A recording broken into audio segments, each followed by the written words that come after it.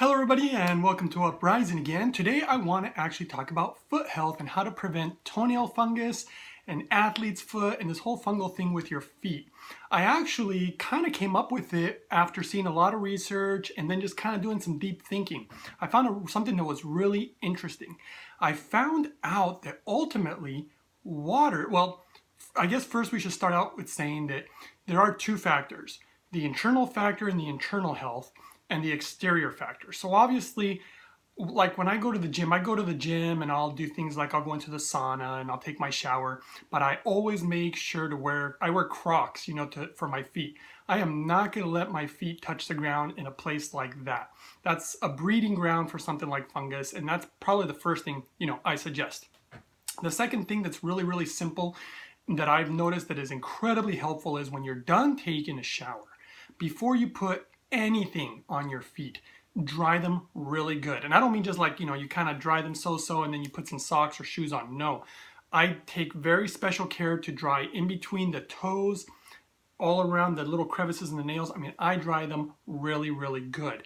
The next thing I do, which feels really weird, but it all made sense to me, was I use oil. So there's probably many different ways to do this, but I personally use jojoba oil, and then I use tea tree oil, and I make my own mixture. In fact, this is my mixture right here. And so what I do is I dry my feet really, really good, and then I'll put oil in the crevices of the nails and in between the toes, and then sometimes, you can rub it all over your feet if you want, which feels really weird when you put your socks on because it makes it feel like your feet are kind of wet. But the interesting thing about oil that I just figured out somehow was that it's kind of like, it's a preventative to what I almost call death in a way, and I'll explain what I mean by that. So if you have a bunch of water running your house and it gets flooded and eventually the water drains out and it's all gone, what's going to happen? You're going to have a bunch of mold start growing. And I mean, mold is death, basically, It's just really, really bad stuff. You don't want that. It's a type of fungus, right?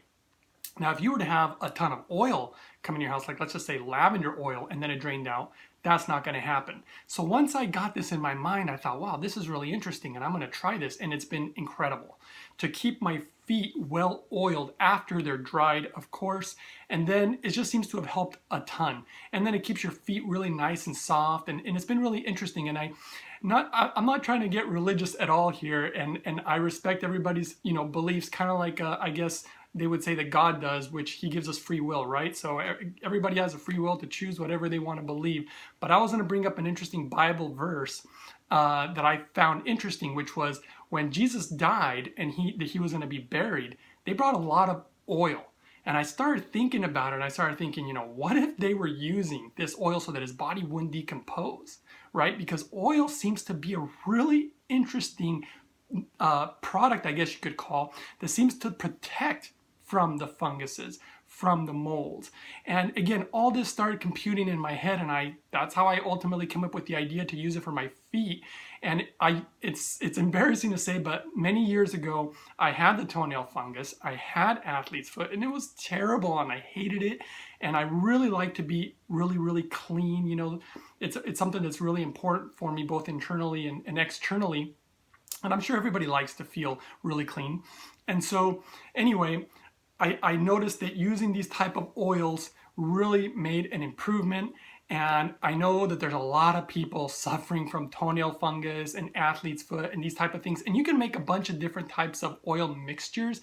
You don't have to do the one that I do. I do recommend trying to get oils that are really 100% pure, really quality oil. I'm not really into promoting things really, but the oils that I personally have found that are really good quality are Young Living and doTERRA oils, though I'm sure you can find other ones that are truly 100% good oils. And I know those are really expensive, but you don't really need a lot of it. I mean, I use the jojoba oil, and then I put, just a little bit of tea tree is what I use. But again, you could find probably so many that are antifungal.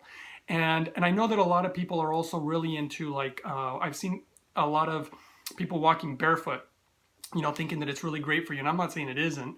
I think walking around in the grass and that kind of stuff, it's great. But I've seen some people's feet, they just get torn up by walking on concrete, and they think it's good. But I just think that foot health is something that is really, really important. You should really care for your feet.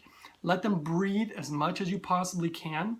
I like the rule that I like to uphold in my home, which is when you come home, you take off your shoes. Not only does it keep the house clean, but then you can also allow your feet, to breathe. So what I do is I use Crocs as slippers because they got all the holes and they breathe so well, and I just kind of run around the house with those.